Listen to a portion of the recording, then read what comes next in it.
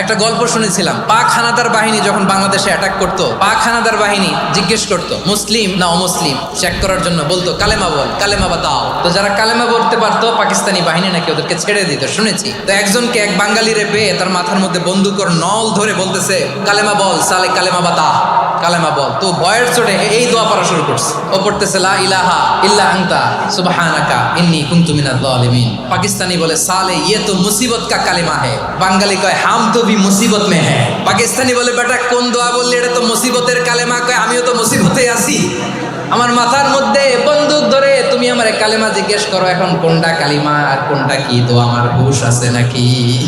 লা ইলাহা ইল্লা আনতা সুবহানাকা ইন্নী কুনতু মিনাজ জালিমিন। বিশ্বনবী বললেন দেয়ালে পিঠ থেকে গেলে, চোখে মুখে অন্ধকার, বাঁচার কোনো উপায় নাই, তখন এই দোয়াটা পড়তে হবে। এই দোয়া পড়ে আল্লাহর কাছে ফরিয়াদ করলে বিপদ মুক্ত করবেন কে?